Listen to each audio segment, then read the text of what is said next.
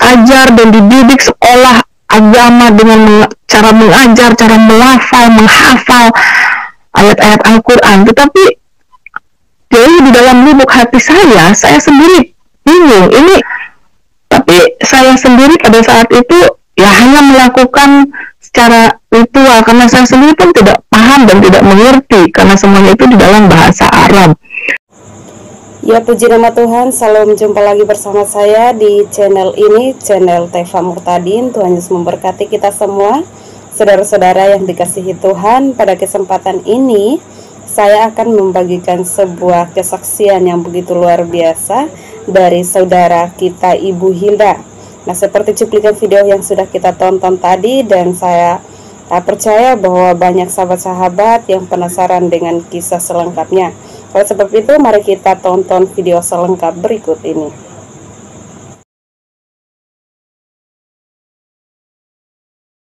Mengucap syukur dan berterima kasih kepada Tuhan Yesus Kristus yang mana telah mengizinkan saya untuk berada di sini pada malam hari ini untuk membagikan bagaimana perjalanan hidup saya dulu sebelum mengenal Tuhan dan sekarang yang sudah berada di dalam Tuhan. Saya tidak akan berpanjang lebar lagi. Saya berasal dari suku Sunda, dari kota yang kecil di daerah Jawa Barat. Nama saya Hilda. Kami 5 bersaudara, 4 perempuan dan 1 laki-laki. Saya nomor 2 dari kelima bersaudara itu. Latar belakang saya dulu Muslim, yang mana dulu saya tidak pernah tidak pernah mau tahu ajaran-ajaran atau agama-agama yang lain.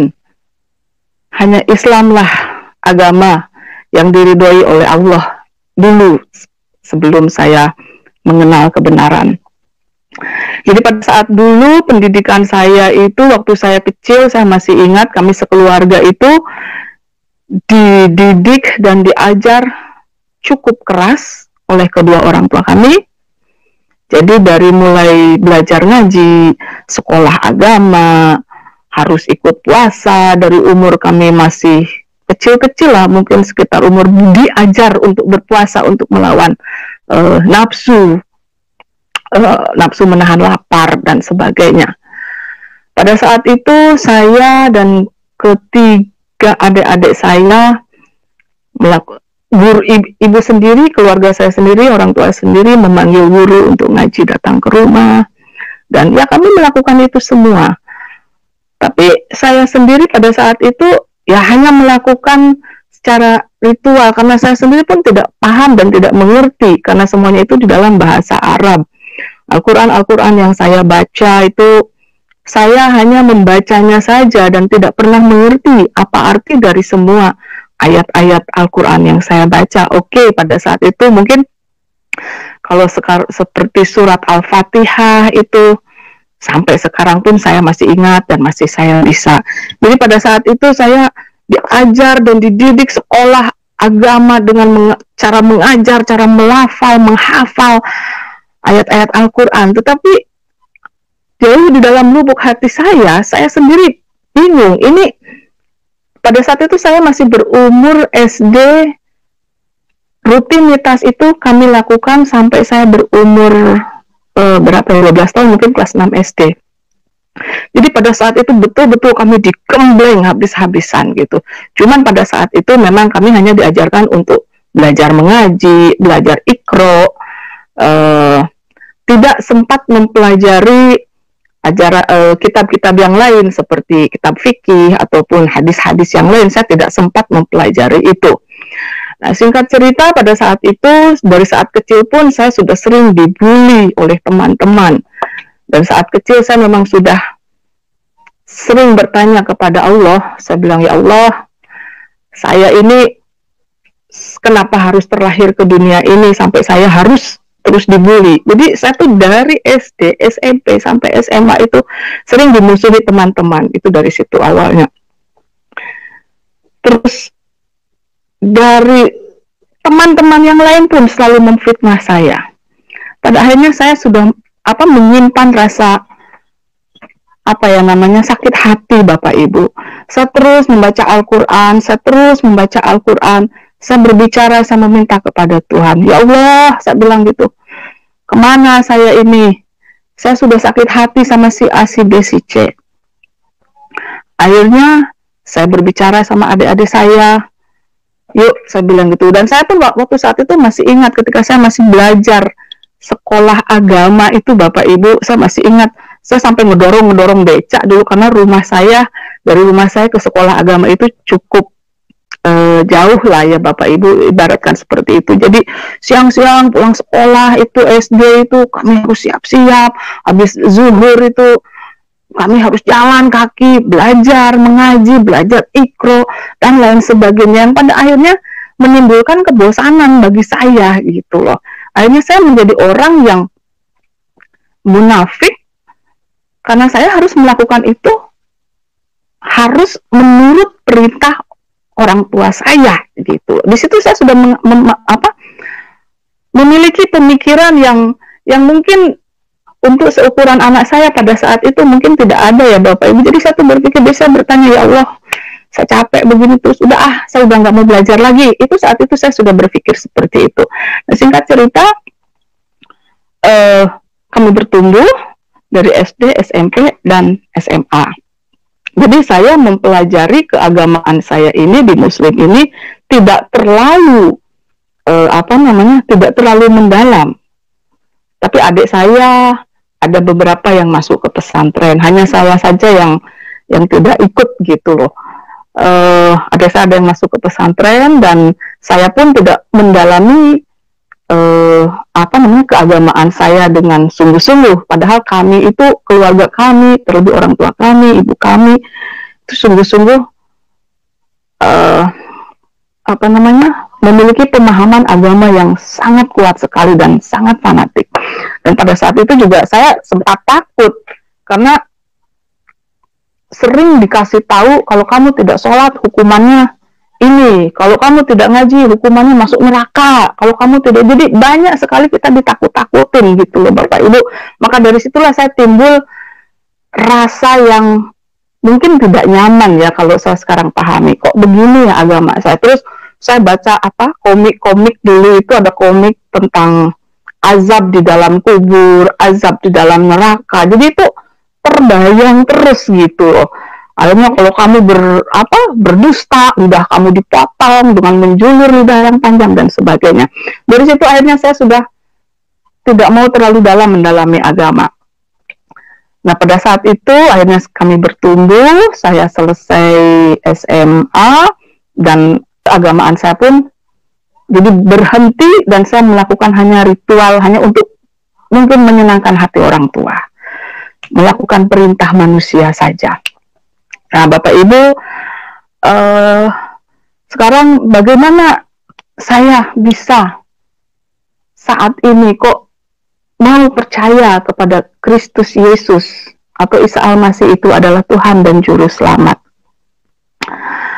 Setelah saya berangkat remaja, SMA itu, saya memiliki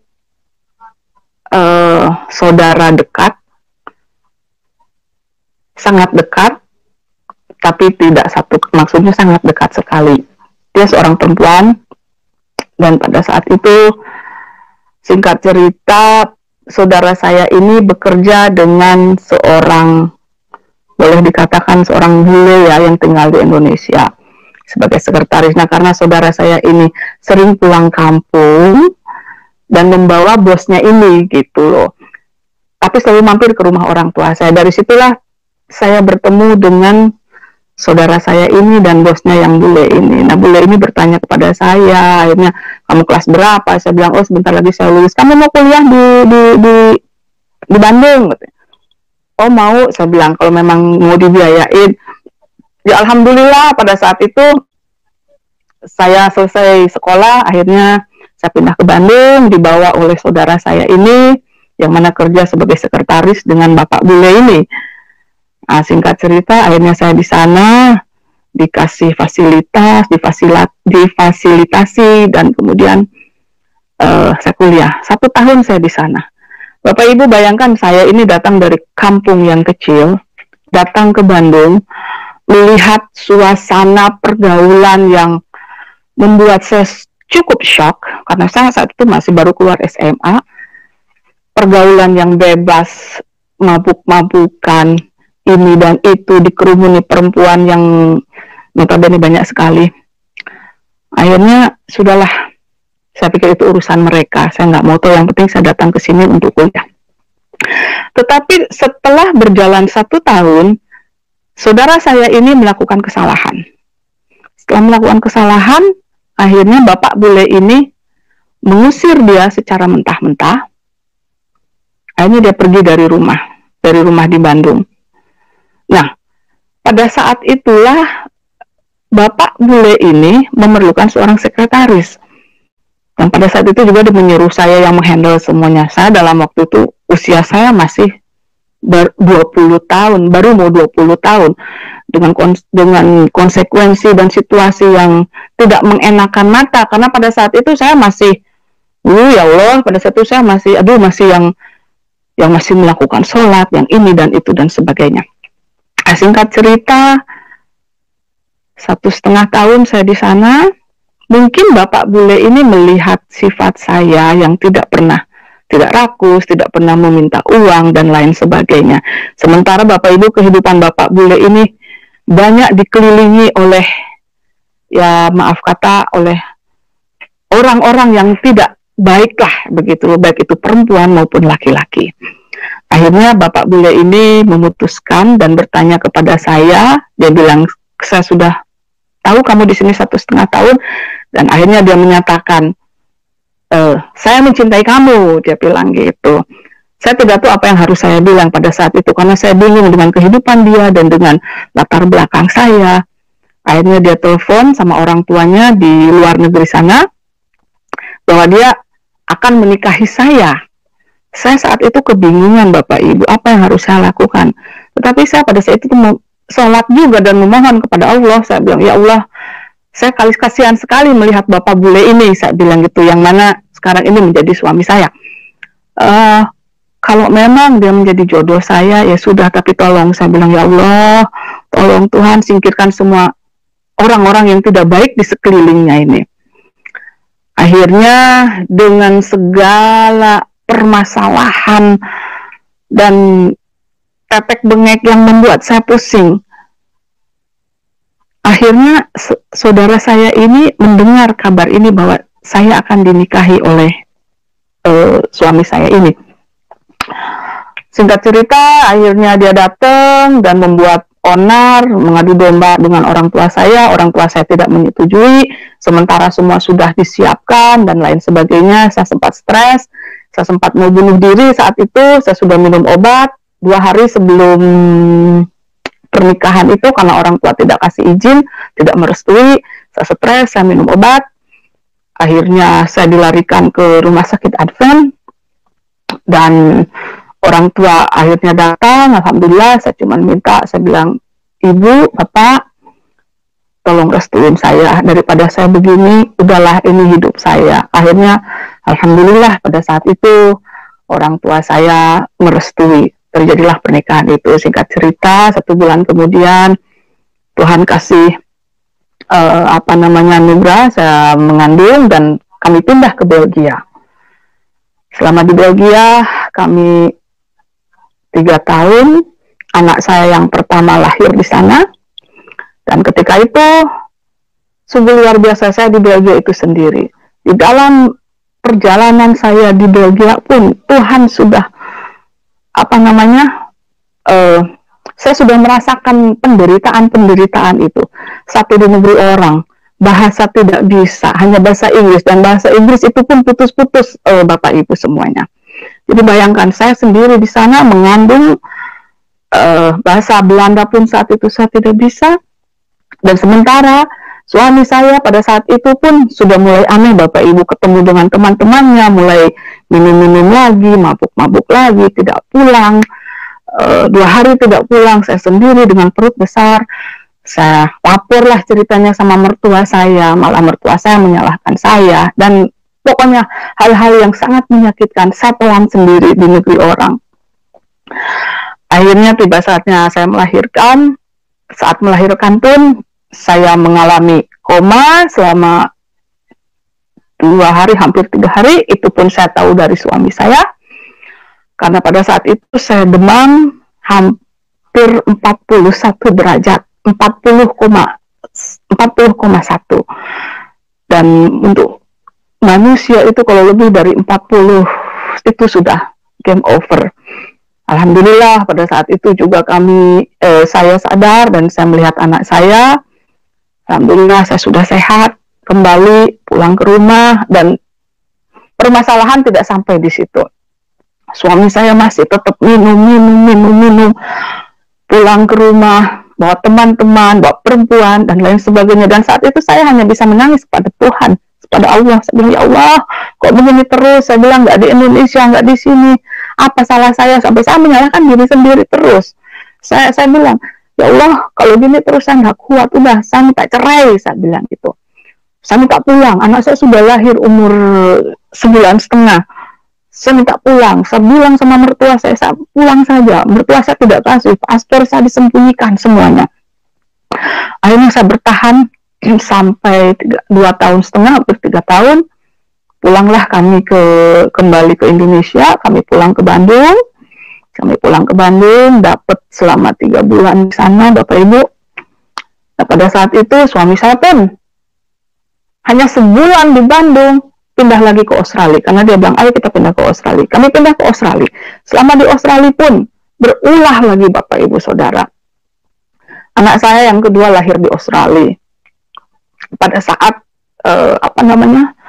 hamil anak yang kedua, saya pun mencoba untuk bunuh diri, Bapak Ibu. Rumah kami di Rainforest itu mungkin di daerah hutan lindung. Jadi pada saat itu saya sudah tidak kuat melihat suami saya yang hanya minum. Kalau sudah minum, namanya orang sudah minum, Bapak Ibu sudah tahu lah pasti itu kuasa-kuasa yang lain itu, iblis itu sudah menyerang gitu. Jadi kasar, sampai ada KDRT gitu. Tapi saya pendam semuanya itu sendiri. Saya tidak pernah berbicara sama keluarga saya. Nah, pada saat itu pun si saudara perempuan saya itu tiba-tiba muncul di Australia. Saya sampai bingung, Tuhan ada apa ini, ya Allah, kok dia lagi, saya sudah capek.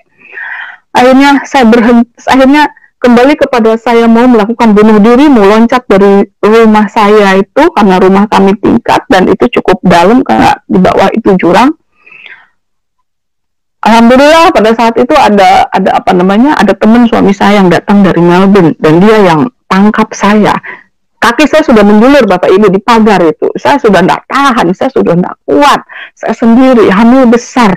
Ya, anak yang kedua, kemudian anak saya yang pertama masih umur 18 bulan. Tapi ketika saya menoleh ke belakang, saya melihat anak saya yang pertama di belakang pintu menangis, memanggil mami.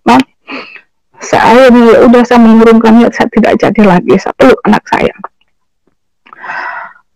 Akhirnya singkat cerita, anak saya lahir yang kedua. Karena kami menunggu mau tinggal di Australia sangat susah, kembalilah kami ke Bali, Bapak Ibu. Saat ini saya tinggal di Bali. Kembalilah kami ke Bali pada tahun 1996 awal. Saya ingin menyatakan bahwa di Bali inilah saya bertemu dengan Tuhan, Allah yang hidup. Jadi ketika kami kembali ke Bali pada tahun 1996, saya sungguh bahagia gitu. Aduh, alhamdulillah saya belum bisa tinggal di Indonesia lagi, bisa tinggal di Bali dan sebagainya. Tapi Bapak Ibu, hanya berjalan 3 bulan, Bapak Ibu, satu hari rumah saya ada yang mencet bel. Ketika saya buka, saudara perempuan saya ini muncul lagi di situ. Akhirnya saya, astagfirullah, ya Allah, saya bilang, ini ada apa lagi? Kok dia lagi? Wah, ini sudah nggak beres, saya bilang. Saya kesal, tapi saya tidak bisa mengutarakan kesalahan saya. Dari semenjak saudara perempuan saya itu datang, Bapak Ibu, semua keuangan diambil alih. Saya istri sahnya sendiri tidak diperbolehkan meminta uang ataupun mengambil uang dari suami saya. Jadi apapun itu harus lewat saudara perempuan saya ini. Dari mulai situ, rumah tangga saya mulai kacau, Bapak Ibu. Sudah kacau balau. Dan suami saya pun sudah mulai minum, mabuk. Dan kalau sudah minum itu, Bapak Ibu, orang-orang di daerah tinggal saya sekarang ini di Bali, kalau menyebutkan nama saya dan suami saya, pasti banyak yang tahu. Jadi Bapak Ibu, suami saya ini, kami semua dahulu itu diberkati Tuhan dengan melimpah ruah. Saya bersyukur. Pada saat itu akhirnya saudara perempuan saya ini mengambil alih semua. Singkat cerita, saya dihasut. Suami saya pulang dengan bawa banyak orang-orang yang tidak benar ke rumah. Kasihan anak-anak melihat semuanya itu.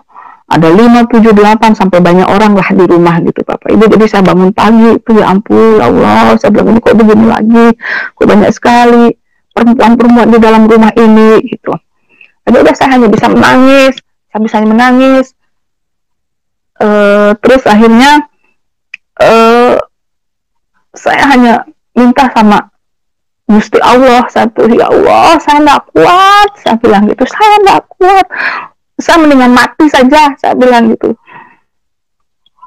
Akhirnya satu waktu saya menangkap basah saudara perempuan saya ini mengambil suami saya. Saya menangkap basah itu.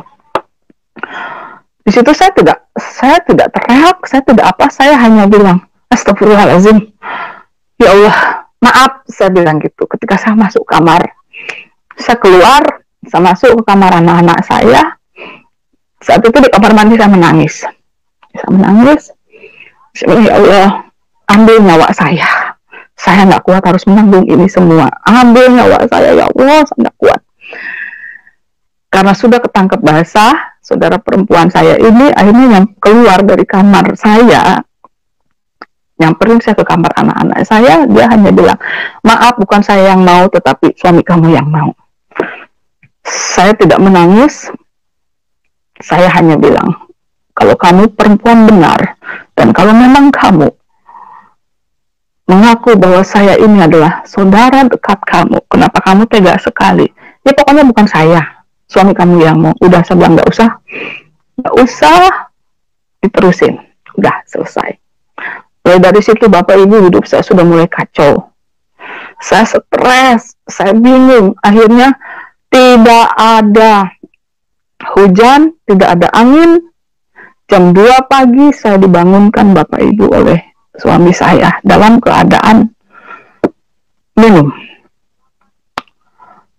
Saudara saya ada di situ, saudara perempuan, karena kami tinggal satu rumah. Saudara perempuan saya itu sepupu saya lah ya, maaf saya katakan, saya harus katakan ini, saya tidak bisa sembunyi-sembunyi lagi. Jadi pada saat itu saya dibangunkan jam 2 pagi, ketika saya keluar kamar, di meja makan itu, di ruang makan itu, sudah ada 2 pengacara, dan 1 bule orang Australia. Saat itu saya dipaksa, dia bilang, I divorce you, saat sekarang saya mau ceraikan kamu. Saya kaget lah Bapak Ibu, setengah 2 pagi saya dibangunkan.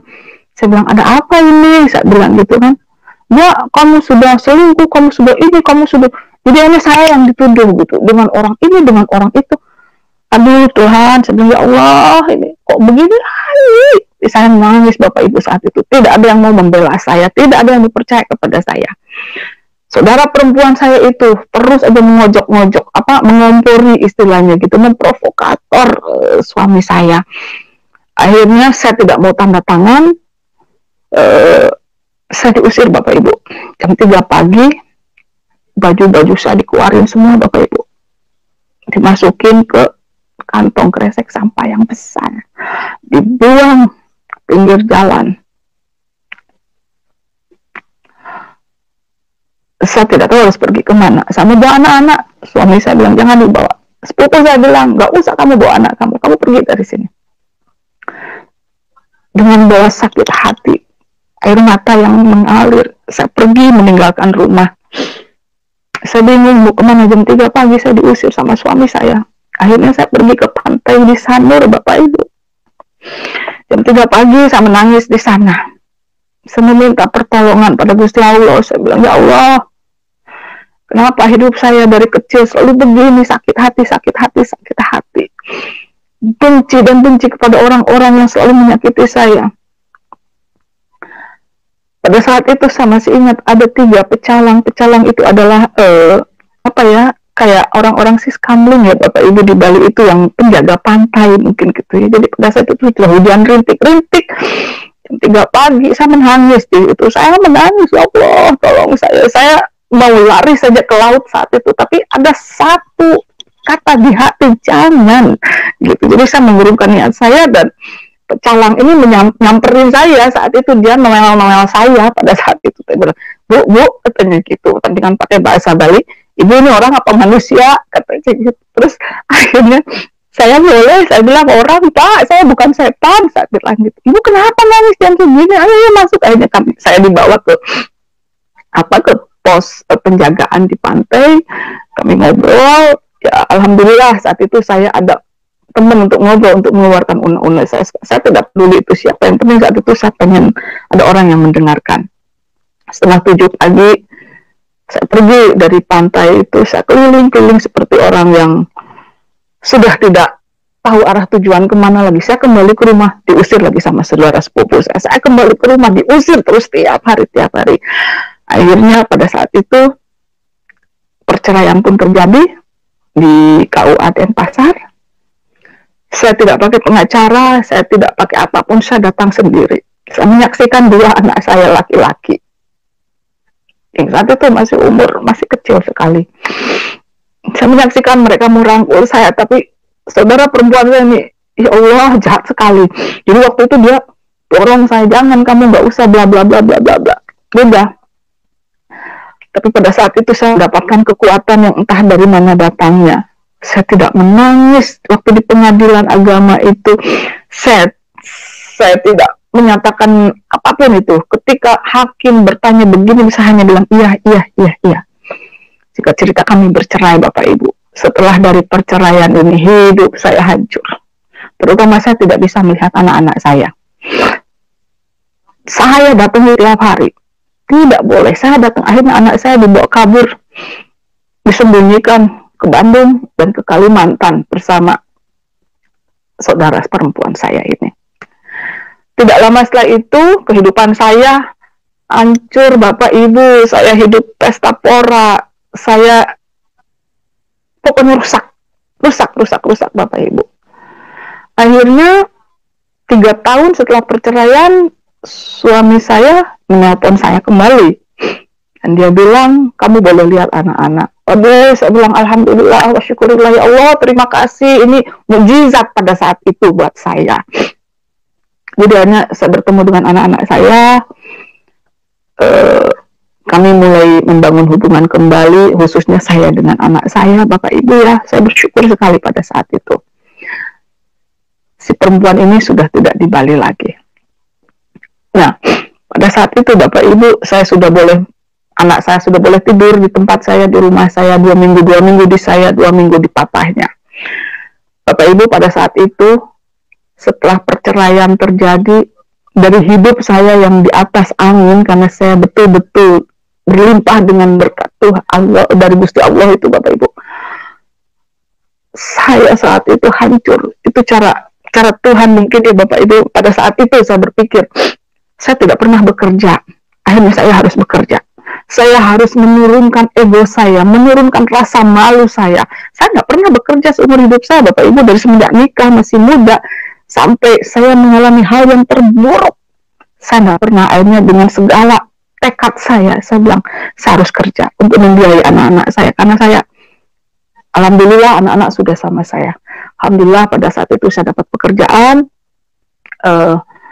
cukup bagus jadi public relation dan marketing. Alhamdulillah waktu itu pekerjaan saya naik. Nah, pada saat itu Bapak Ibu, kembali ujian terjadi, himpitan demi himpitan. Saya hancur Bapak Ibu, tidak punya uang sama sekali.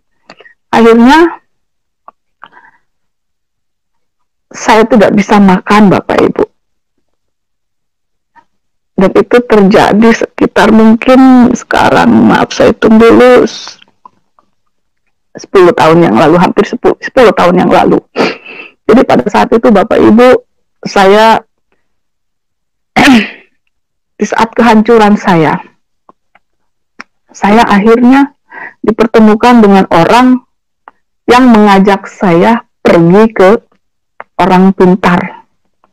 Dia bilang, oh kalau kamu ini ayo kita diajak ke sini.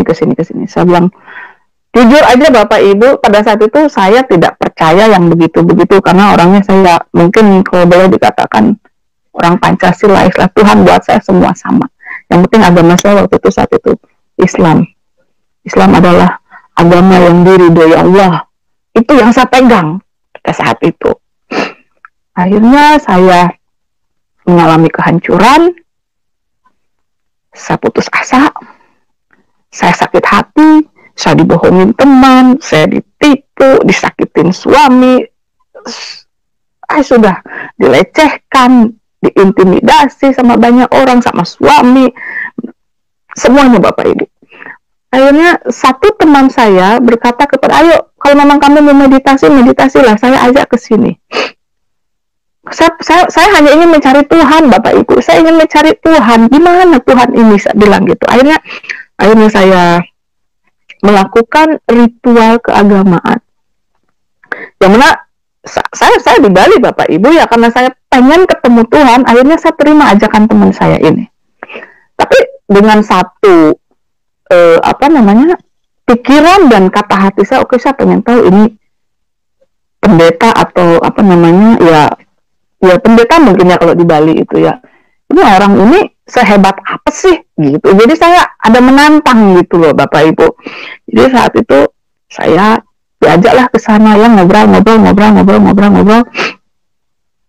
Ya pada saat itu sih buat saya ya memang ada benernya gitu loh Bapak Ibu.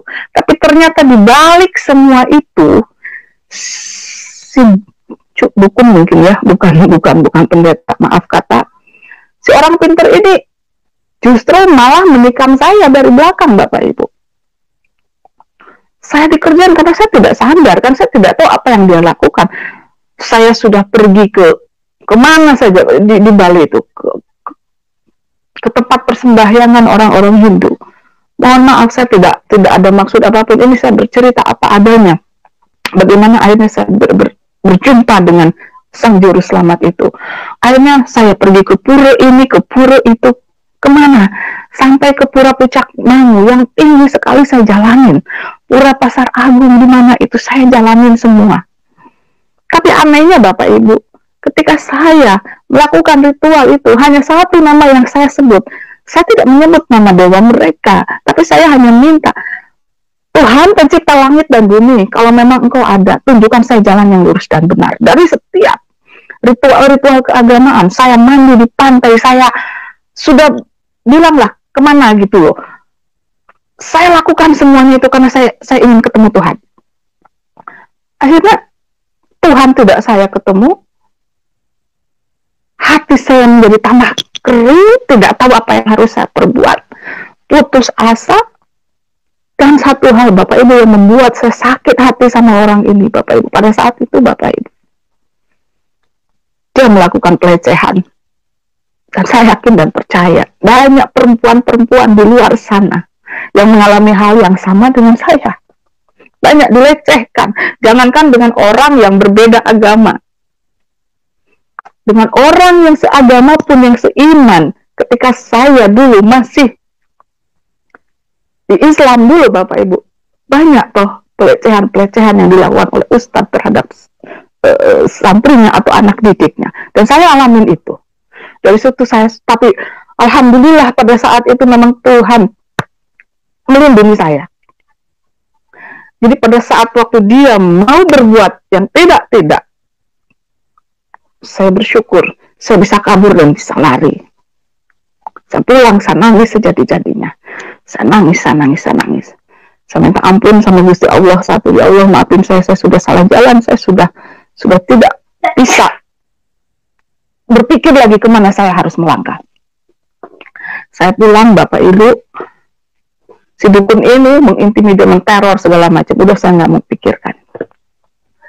Singkat cerita, 1 tahun berlalu, saya masih struggling dengan hidup saya masih bergumul dengan permasalahan saya, masalah demi masalah banyak datang bertubi-tubi. Satu hari titik balik di mana saya bertemu dengan Tuhan Yesus. Pada saat itu, hari raya di Bali kan tiap tahun selalu ada yang dinamakan Hari Raya Nyepi ya Bapak Ibu. Jadi sehari sebelum Hari Raya Nyepi itu ada yang namanya Hari Pengerupukan, Malam Pengerupukan. Malam Pengerupukan itu adalah malam di mana warga Bali ini mengarak demon-demon atau manifestasi-manifestasi gambaran-gambaran dari kuasa-kuasa yang jahat. Itu yang mereka percayai. Jadi pada saat itu Bapak Ibu, saya sudah tidak punya apa-apa. Saya sangat putus asa, sudah dilecehkan, sudah diintimidasi, sudah tidak punya pengharapan apapun Bapak Ibu. Pekerjaan tidak ada, rumah, mobil semua habis, hancur rata tanah. Tuhan bikin itu semua buat saya. Jadi pada saat itu hanya satu harapan. Teman-teman saya semua saya telepon, saya hanya minta mau minjem uang gitu. Karena pada saat Hari Raya Nyepi, kita kan tidak boleh keluar ya Bapak Ibu, ya diam di rumah selama 1 kali 24 jam. Jadi pada saat malam pengerupukan itu, saya telepon teman-teman semua, baik yang meminjam uang pada saya dulu, saya hanya meminta tolong buat 1 malam aja, 1 hari aja. Mereka bilang, nggak ada duit, nggak ada uang. Oke lah, nggak masalah. Akhirnya saya berhasil telepon satu teman. Dia sudah meninggal sekarang, dia orang Belanda, perempuan, dan sudah pensiun, sudah berumur waktu itu. Saya telepon dia, saya bilang, kamu di mana? Dia bilang, oh saya lagi mau nonton mengarak ogoh-ogoh ini, namanya ogoh-ogoh ya Bapak Ibu, untuk mengarak demon-demon ini gitu. Terus saya oke, saya mau ketemu kamu, saya bilang gitu. Ya udah, ketemu aja di sini. Jadi pada saat itu rumah saya dengan jarak dia nonton waktu itu di jalan bypass Sanur ya Bapak Ibu, di daerah Bali. Jadi rumah saya mungkin dari bypass Sanur, di depan McDonald Sanur itu sampai rumah saya itu di seberang KFC di sana mungkin ada sekitar 4 kilo lah Bapak. Kendaraan tidak punya, uang cuma ada 2.000 perak, telur nggak punya, beras, apapun itu saya nggak punya Bapak Ibu. Jadi saya jalan kaki Bapak Ibu. Saya jalan kaki. Saya sudah mulai marah sama Tuhan. Sambil jalan, saya bertanya, ya Allah, kenapa sih hidup saya ini begini terus? Kapan hidup saya ini enak? Kapan hidup saya ini bahagia? Hidup saya ini harus menderita, terus menderita, dan saya menyimpan kemarahan dan kekecewaan. Akhirnya saya jalan, sampailah saya ketemu dengan ibu bule ini yang sudah tua ini. Saya bercerita sama dia, saya bilang, sorry, kalau bisa bantu, saya minta tolong, kasih saya pinjam uang 50.000 saja. Karena saya harus kasih makan anak-anak saya buat Hari Raya Nyepi. Dia bilang, oh sorry Cici, sorry Hilda, saya nggak punya. Oke, kalau gitu 30.000 deh, saya bilang gitu. Hanya untuk beli beras, tahu, tempe, telur, indomie, apalah yang penting anak saya bisa makan. Saya bilang gitu. Sorry, nggak punya, saya nggak bisa bantu. Hati saya sudah menangis, hati saya sudah hancur sekali pada saat itu. Saya nangis. Oke, kalau begitu, namanya Ibu Sigi. Oke Sigi, saya bilang gitu, 10.000 saja. Saya mengemis Bapak Ibu, pengemis, hanya minta 10.000 untuk makan anak-anak saya dan saya. Akhirnya dia bilang, sorry, I cannot help you. Wow, saya bilang, ya udah, oke, kalau memang nggak bisa bantu, oke, thank you, bye. Bapak Ibu, semenjak saya putar balik membelakangi badan dia, saya kembali ke rumah. Di saat itu juga saya marah kepada Tuhan. Saya begitu kecewanya sama Tuhan. Saya nangis Bapak Ibu. itu dengan suara musik gamelan Bali, karena mereka kan lagi ngarak panggul boneka-boneka manifestasi dari yang gambaran-gambaran setan lah gitu, iblis lah mungkin gitu kan. Satu parah Bapak Ibu. Saya jalan dengan teriak, air mata bercucuran, dengan kaki dihentak-hentak. Pokoknya saya nggak peduli orang melihat saya. Mungkin orang pikir saya gila, ngomong sendiri, nangis gitu kan.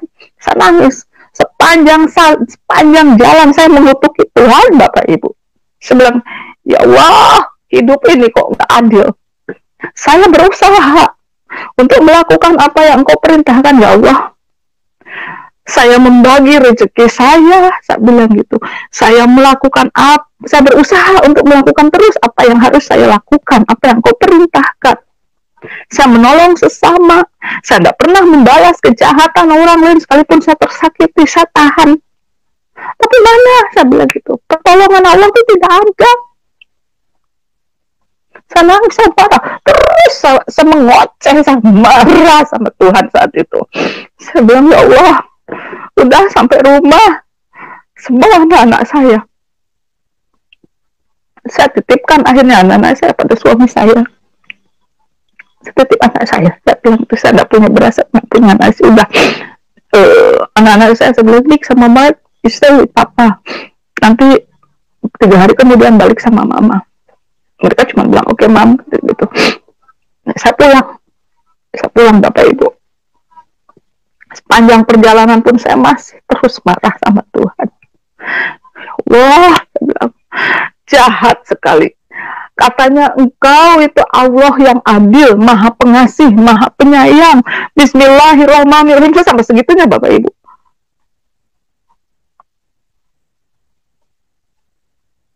Saya sampai segitunya, katanya Allah Maha Pengasih, Maha Penyayang. Tapi mana pertolongannya nggak ada buat saya. Pokoknya saya ngoceh, saya marah. Sudah coba bunuh diri, saya disakitin, saya dihianatin, macam-macam. Pokoknya semua saat itu hal-hal buruk, hal-hal negatif terkumpul di dalam pikiran saya. Saya pulang, saya sampai rumah, saya melihat tempat nasi Magicom. Hanya ada nasi saya yang kemarin Bapak Ibu. Jadi saya hanya berkata gini, ya Allah, kalaupun saya makan nasi basi ini, paling banter saya masuk rumah sakit. Tapi kalaupun nggak masuk rumah sakit, paling saya mati. Jadi yang ada dalam pikiran saya tuh mati. Saya sudah tidak mau lagi hidup di dunia ini, karena saya sudah capek. Akhirnya malam itu juga saya tidur, pulang nyampe rumah jam 11, saya tidur Bapak Ibu, dengan kemarahan kepada Gusti Allah yang saya sembah pada saat itu, yang katanya Allah itu Maha Pengasih, Maha Penyayang, Maha Mengetahui. Tetapi kenapa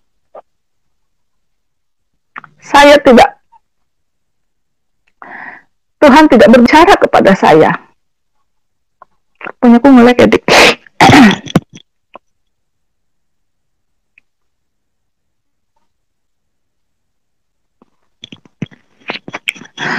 Jadi pada saat itu Bapak Ibu, saya mengutuki Tuhan dan saya bilang, di perjalanan pulang itu, saya berkata, siapapun Tuhan yang bisa ngomong sama saya, mau dari Tuhan Kristen kek, mau dari Tuhan Buddha kek, karena Hindu sudah saya jalani, saya tidak bertemu. Islam yang selama ini agama saya dari lahir, sampai sebelum saya mengenal kebenaran, sebelum saya mengenal Isa Al-Masih, Gusti Allah tidak menolong saya. Jadi saya marah dan saya bilang, siapapun Tuhan manapun yang bisa berbicara kepada saya malam ini juga, saya akan ikut, karena saya sudah capek. Saya mau Tuhan berbicara langsung sama saya.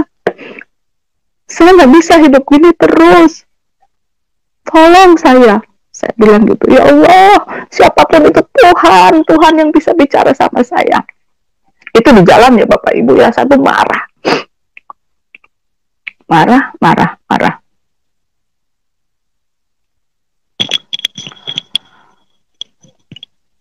Akhirnya saya tertidur.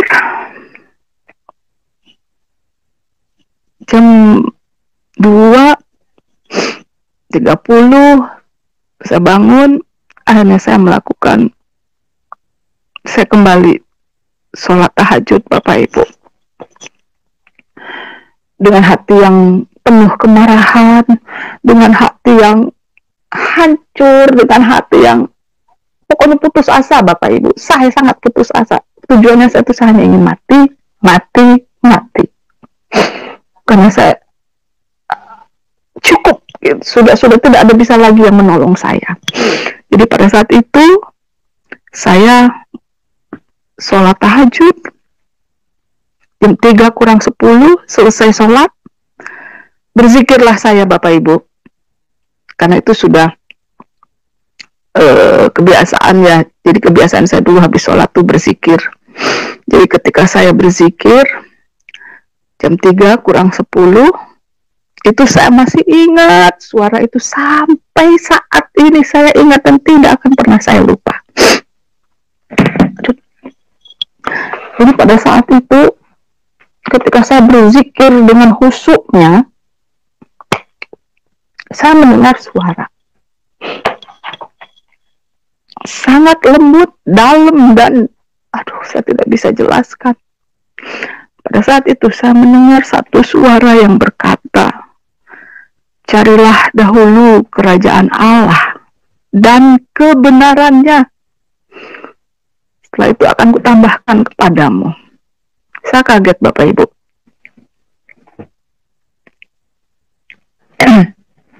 Saya sampai berkata, ini suara apa ya? Siapa yang ngomong ya saat itu? Siapa nih yang ngomong? Terus saya semakin kuat untuk berzikir. Saya berzikir kembali.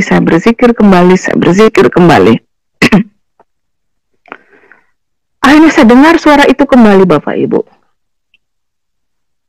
Saya dengar suara itu kembali. Carilah dahulu dan kerajaan Allah dan kebenarannya, maka setelah itu akan tambahkan kepadamu. Saya semakin bingung. Ini suara siapa? Akhirnya 3 kali suara itu terdengar di kuping saya, sangat jelas. Sangat jelas Bapak Ibu. Akhirnya saya putuskan untuk berhenti. Saya sempat berpikir saat ini, suara apa? Siapa yang ngomong ya? Saat itu? Siapa ini? Saya terus bertanya, ngomong sendiri Bapak Ibu saat itu. Saya terus ngomong sendiri. Akhirnya sampai saya tantang Bini, maaf Bapak Ibu, karena saya waktu itu kan tidak tahu kebenaran. Jadi saya tidak pernah tahu bahwa Tuhan itu hidup. Karena saya meminta kepada Allah, kepada Tuhan pencipta langit dan bumi, kalau ada Tuhan yang bisa bicara pada saat ini juga saya akan ikut. Ketika saya mendengar suara itu, ini saya tantang begini Bapak Ibu, mohon maaf ya, bukannya saya mau berlaku konyol atau apa, enggak. Jadi pada saat itu saya hanya dengar, setan tampakin muka lu, gue kagak takut. Mohon maaf Bapak Ibu, karena saya kan tidak tahu gitu loh saat itu. Karena saya juga berasal dari dunia okultisme gitu pada saat itu Bapak Ibu. Nah akhirnya setelah 3 kali saya mendengar suara itu, akhirnya saya putuskan untuk tidur. Habis itu saya berusaha untuk tidur sambil bertanya, bicara sendiri, jawab sendiri. Saya kerubutin badan saya dengan selimut. Saya bilang, ini suara siapa ya? Masa sih setan? Saya bilang gitu. Jadi suara itu teringat terus gitu loh Bapak. Akhirnya saya tidak bisa tidur dan tertidur sekitar pukul 6:30 pagi atau jam 6 gitu Pak. Kemudian saya terbangun jam 9. Ketika bangun jam 9 Bapak Ibu, saya harus berkata, rasa sakit di dada ini yang dulu sungguh-sungguh membebani hidup saya, rasanya sepertinya itu seperti batu yang dipecahkan Tuhan, yang membuat hidup saya, kayak I'm released, kayak tidak ada lagi beban yang menghimpit saya, yang menyakiti hati saya. Itu sudah saya tidak rasakan ketika bangun pagi jam 9 saat itu, Bapak Ibu. Akhirnya saya berpikir, ini suara apa ya? Saya bilang, saya masih tetap sholat. Akhirnya saya sholat duha, Bapak Ibu. Saya sholat duha itu yang dilakukan pada waktu sepertiga apa seperempat, saya lupa ya. Pokoknya antara jam 9 atau jam 10 gitulah. Gitu. Pagi ya, Bapak Ibu. Saya sholat duha. Setelah sholat duha, saya pun ya kembali berzikir. Tapi saya bertanya kembali, ya Allah, itu tadi suara siapa ya? Kok bicaranya seperti itu, bahasanya saya nggak pernah kenal, saya bilang gitu. Ini maksudnya Gusti Allah ini apa, gitu kan. Tapi Bapak Ibu, semenjak hari itu, setelah selesai salat duha hari yang kedua itu, saya mendengar lagi suara Tuhan. Hampir setiap hari suara itu muncul di dalam telinga saya maupun di mata saya, Bapak Ibu. Saya tuh sampai seperti orang gila. Seperti firman Tuhan yang berkata, cerdik seperti ular, tulus seperti merpati. Kamu akan aku kirim ke tengah, seperti domba ke tengah-tengah serigala. Saya kan tambah bingung, ini bahasa apa sih ini, gitu kan. Banyak sekali Bapak Ibu. Terus, siapa yang kukasihi, maka ia akan kuhajar dan kutegur. Saya tambah pusing kan, mumet ya Bapak Ibu, saya bingung, ini bahasa apa sih, gitu. Saya nggak pernah tahu dan tidak pernah mendengar firman Tuhan, Bapak Ibu. Akhirnya selama 6 bulan saya melakukan itu, maksudnya masih sholat dan suara Tuhan, kata-kata firman Tuhan yang di mata saya itu hampir tiap hari, Bapak Ibu. Kalau nggak pagi ya malam, kalau nggak malam ya pagi, ya seperti itu. Kadang kalau saya lagi ya melamun lah, dalam tanda maksudnya lagi mikirin nasib gitu ya Bapak Ibu, apa yang harus saya lakukan ya Tuhan, ya Allah, apa yang harus saya lakukan. Jadi tiba-tiba muncullah firman Tuhan itu, gitu loh. Kan saya jadi, ini gue yang halusinasi, saya yang gila, apa-apa gitu. Akhirnya saya pusing, saya nggak mau, saya pikir mungkin ini iblis atau apa gitu kan, saya nggak pernah tahu Bapak Ibu. Akhirnya saya kontak teman saya bicara, saya bilang kok saya mendengar suara ini dan melihat kata-kata ini itu, dan teman saya ini berkata itu kan firman Tuhan. Saya bilang firman Tuhan itu seperti apa? Saya bilang gitu, kok firman Tuhan seperti apa, puisi kiasan ya Bapak Ibu ya? Ya memang seperti itu adanya di Alkitab. Waduh, saya bilang itu Alkitab. Saya bilang gitu.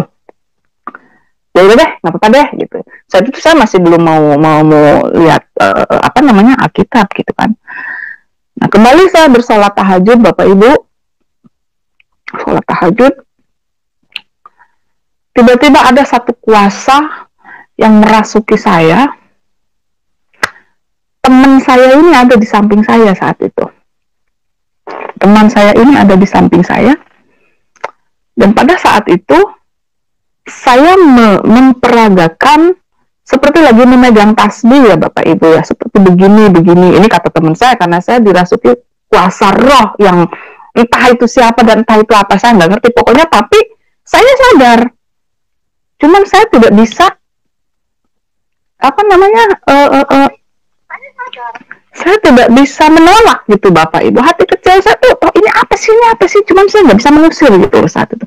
Jadi ketika saya melakukan seperti ini, seperti sedang bertasbih gitu. Teman saya bilang, tasbih bukan, saya nyalain kepala. Apa dong gitu kan. Nah ketika itu teman saya rosario katanya gitu. Saya mengangguk. Nah bayangkan Bapak Ibu, jam 2:30 pagi nyari rosario kemana gitu kan. Nah teman saya ini ya anak Tuhan lah. Itu Bapak Ibu, setengah 3 pagi, kemana nyari rosario? Akhirnya ditelepon lah anaknya, tolong bawain rosario sama Alkitab. Selesai itu saya gubrak kembali, bang gubrak udah dan sadar gitu kan. Saya cerita tadi saya apa ya kok begini teman, iya kok gini ya nggak tahu. Nah datanglah teman anak saya bawa Alkitab dan rosario. Teman saya bilang ini loh yang namanya Alkitab. Alkitab, aduh saya bilang astagfirullahaladzim, saya bilang gitu, aduh ya Allah saya berdosa sekali, saya masuk neraka ini baca Alkitabnya orang Kristen, saya bilang gitu, tidak ada dalam sejarahnya keluarga saya gitu loh, harus baca Alkitab. Aduh na'udzubillah min dzalik, saya bilang enggak, itu masih bergumul ya Bapak, masih ngomong sendiri saat itu, karena saya tidak berani mengatakan itu di depan teman saya, jadi saya enggak. Tapi teman saya meninggalkan Alkitab itu. Nah, ketika dia pulang, mulailah saya baca. Ketika saya mau baca, Bapak Ibu ya, Alkitab itu, jadi ini Alkitab, saya megangnya pun seperti gemeteran. Saya bilang, astagfirullahaladzim, aduh, ya Allah, saya sudah berdosa, ya Allah, ampuni saya, ya Allah, astagfirullahaladzim, itu mau pegang, tangan saya mundur lagi, mau pegang, mundur lagi, mau pegang, mundur lagi, terus saja seperti itu. Tapi akhirnya ada satu kekuatan yang mendorong saya, udah baca aja lah, gitu. Toh nggak bakalan masuk neraka. Saya mikirnya gitu, kenapa? Saya baca Al-Quran pun, saya belum tentu masuk surga. Saya mikirnya gitu saat itu Bapak Ibu. Jadi udah, akhirnya dengan kata Bismillahirrahmanirrahim. Ya Allah, ampuni dosa saya, Tuhan. Saya bilang, ampuni dosa saya, Tuhan. Ya Allah, saya mau membaca kitabnya orang kafir. Ampuni saya, ya Allah. Dah, bukalah saya. Saya baca pelan-pelan. Pada saat itu saya dikasih Alkitab Perjanjian Baru.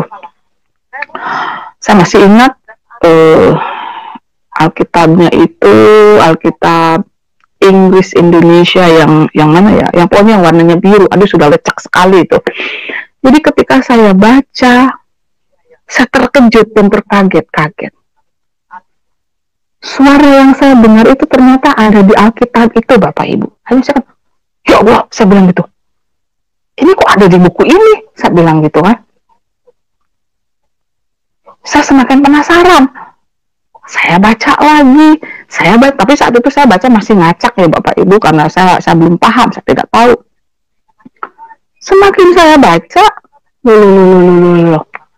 ini kok semua perkataan yang saya dengar, semuanya ada di kitab sucinya orang Kristen, saya bilang gitu. Ya akhirnya saya komunikasi kembali dengan teman saya. Teman saya bicara, inilah firman Tuhan. Bapak Ibu, tidak ada yang menginjili saya secara manusia, tidak ada Bapak Ibu. Jadi saya hanya meminta Tuhan, berdoa kepada Tuhan. Saya tidak tahu bagaimana cara berdoa. Jadi saya masih melakukan sholat, saya masih melakukan, kalau ngaji sudah enggak ya Bapak Ibu, saya hanya melakukan sholat saja. Sholat dan zikir pada saat itu. Sekalipun saya sudah membaca Alkitab. Nah, dari semenjak saya baca Alkitab ini Bapak Ibu, ada satu perasaan yang membuat hidup saya tuh apa ya, ada damai yang tidak bisa saya gambarkan, tidak bisa saya, pokoknya saya mengalami kedamaian. Tapi pada saat itu juga Bapak Ibu, proses Tuhan terus terjadi. Jadi setelah saya membaca Alkitab, saya mulai memanggil nama Tuhan Yesus. Jadi suatu hari saya sedang sholat Bapak Ibu ya. Setelah saya baca Alkitab ini selama mungkin 6 bulan ya. 6 bulan saya diproses. Baca Alkitab proses, baca Alkitab proses. Jadi satu saat saya mau sholat nih Bapak Ibu. Saya mau sholat. Entah kenapa itu bacaan sholat tuh ngeblank. Jadi waktu itu sholat asar kalau nggak salah. Jadi ketika saya usolli fadl asri arba rakaat mustaqbilati berada Allahu Akbar, saya bilang. Diam saya. Apa ya kan? Loh, kok jadi lupa? Saya bilang gitu kan. Balikan dulu, udah gitu, udah saya minta ampun, ya Allah, udah. Saya balikan sampai 5 kali, lupa terus. Akhirnya saya pikir, apaan sih ini, kok jadi lupa ya? Saya bilang gitu. Saya duduk, akhirnya dari berdiri, akhirnya saya duduk. Saya duduk dengan memakai mukena saya berbicara, saya bilang, oke, sekarang saya memanggil Tuhan Yesus. Saya tidak tahu apa yang sedang saya lakukan. Saya tidak mengerti apa rencanamu. Saya sudah memanggil nama Tuhan Yesus. Saya hanya minta, dan saya pun bertanya, kenapa saya digiring menuju ke kekristenan gitu loh Bapak Ibu. Saya bertanya hari ini, jawabannya tidak langsung. Jawabannya itu 3 bulan kemudian, 6 bulan kemudian. Nah, jadi pada saat itu, saya sudah lupa untuk melakukan sholat. Tidak ingat sama sekali, Bapak Ibu, nggak ingat. Sungguh saya nggak ingat. Akhirnya saya ceritakan sama teman saya ini ketawa. Jadi lucu sekali. Saya bilang udah amat. Terkadang Bapak Ibu ya, saya kalau sholat gitu, saya berusaha lagi untuk sholat, masih sholat tetap. Jadi Bismillahirrahmanirrahim, sholli fardhu, mau asar ke, mau subuh ke, mau maghrib ke, mau isya ke gitu. Jadi selalu lupa. Akhirnya saya gini, ya Allah ampuni aku, Tuhan Yesus tolong saya bilang, saya tidak tahu lagi apa yang harus saya lakukan. Jadi hanya Bapak Ibu, saya melakukan sholat, tidak mengurangi rasa hormat saya kepada orang-orang yang masih beragama Muslim.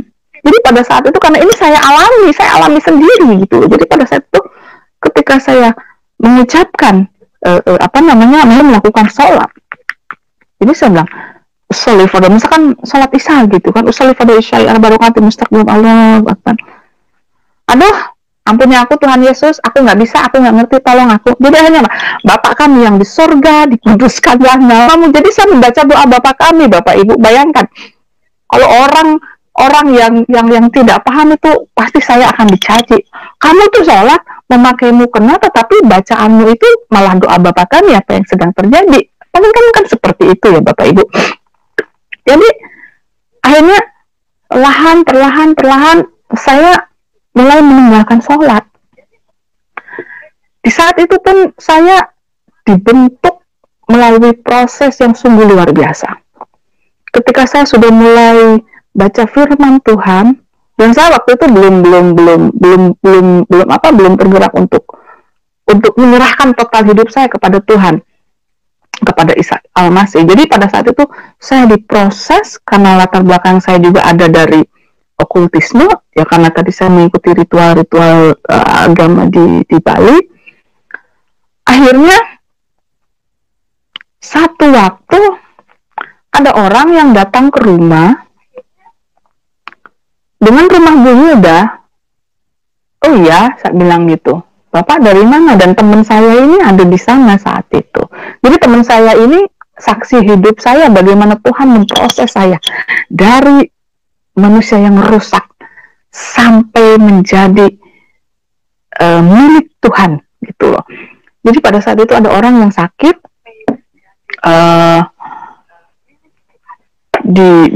datang ke rumah, dia bilang, Ibu Hilda, iya dari mana?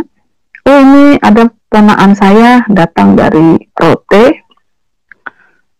Dia sudah dirujuk sakit di rumah sakit Rote, hanya dirujuk ke rumah sakit sana dan lain sebagainya, tapi tidak sembuh. Katanya saya harus datang sama ibu. Saya bilang, ya ampun Tuhan Yesus, saya sudah mengatakan kata-kata itu Bapak Ibu ya. Jadi ya ini, saya yakin dan percaya ini mungkin kuasa Roh Kudus sudah mulai bekerja. Jadi saya bilang, Bapak tahu saya dari mana bisa mengobati? Saya tidak bisa berbuat apa, saya tidak bisa mengobati, Pak. Saya bermimpi, dia bilang gitu. Aduh, saya bilang gitu. Akhirnya saya bicara sama teman saya ini gimana ceritanya ya? Saya bilang gitu. Akhirnya, teman saya bilang, bukan kamu yang nyembuhin, Tuhan Yesus yang nyembuhin. Iya sih, benar. Saya bilang, tapi kan saya tuh nggak pernah ngobatin orang yang begini-begini. Saya bilang gitu.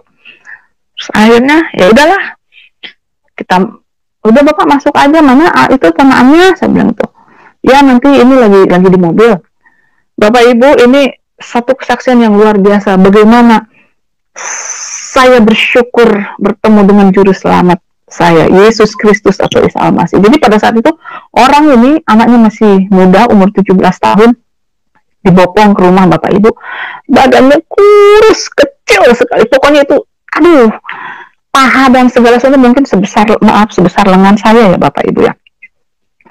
Jadi pada saat itu saya bengong sendiri. Aduh, bisa nggak ya saya nyembuhin orang ini? Saya nggak bisa. Saya sudah takut Bapak Ibu. Dan lucunya Bapak Ibu, sebenarnya Bapak masuk aja dulu deh. Saya bilang itu. Saya masuk kamar, mereka nunggu di ruang tamu. Saya masuk ke kamar. Apa yang saya lakukan Bapak Ibu? Saya pakai sarung mukena saya, karena saya tidak tahu kan bagaimana cara berdoa secara Kristen itu, saya tidak tahu. Jadi saya duduk, saya cuma minta, Tuhan Yesus, saya tidak tahu, saya tidak mengerti, jangan saya dipermalukan, jangan saya dianggap seperti dukun, saya bilang, karena saya bukan dukun. Akhirnya, saya doa Bapak kami, udah selesai. Hati gemeteran Bapak Ibu. Akhirnya kami ngobrol, luar biasa Bapak Ibu. Saya tuh tidak bisa apa-apa Bapak Ibu. Tetapi ketika saya bertanya kepada orang tuanya dan anaknya itu tidak bisa ngomong Bapak Ibu. Maaf, jadi kepalanya tuh gedek begini loh Bapak Ibu. Jadi pokoknya nggak bisa ngomong gitu loh. Akhirnya ketika ditanya, jadi itu suatu penglihatan yang Tuhan kasih yang membuat kami semua melongo gitu loh. Maksudnya, oh ibu dulu pernah, kebetulan ya mereka ini ya orang Nasrani lah gitu kan, karena dari Rote sana. Saya bilang, ibu dulu pernah membuat perjanjian ya, kalau anak ibu perempuan, anak ini akan dikasih bla bla bla, pokoknya seperti itulah kronologisnya. Ibu ini akhirnya kaget dan mungkin malu, dibongkar semuanya Bapak Ibu. Jadi di hadapan Tuhan itu tidak ada yang bisa disembunyikan. Puji Tuhan, saat itu anak ini dengan proses yang cukup lama, sekitar 8 jam Bapak Ibu, kami berdoa dengan melakukan ada kuasa-kuasa yang bermanifest. Dan pada saat itu mungkin karena manusia yang datang saat itu juga belum mengenal Tuhan, dan saya sendiri pun belum menyerahkan diri saya sepenuhnya kepada Tuhan Yesus. Jadi pada saat itu kami masih menggunakan sarana Bapak Ibu dengan air gitu, karena manusia kalau tidak ada yang dilihat mungkin tidak akan percaya. Jadi pada saat itu saya berdoa, mendoakan air itu dengan doa Bapak kami juga. Saya bilang minum, terus kasih mandi. Belum mandi, itu hanya minum. Percaya apa tidak Bapak Ibu? Kuasa Tuhan dinyatakan saat itu juga. Saya sampai, saya pukul-pukul. Nah, loh. Anak ini yang tadinya tidak bisa bicara, anak ini yang tadinya nggak tahulah jiwanya gimana, nyawanya kemana, saya nggak tahu. Pokoknya tidak bisa ngomong, orangnya melongo, terus gini gitu. Ketika selesai semuanya itu, teman saya ini bilang, saya tanya, dia langsung berdiri Bapak Ibu. Dia langsung berdiri dan turun, kan pada saat itu tempat mungkin kalau dibahasakan sekarang ini mungkin doa pelepasan mungkin ya Bapak Ibu, tapi karena saya tidak tahu saat itu, jadi kami bilangnya itu adalah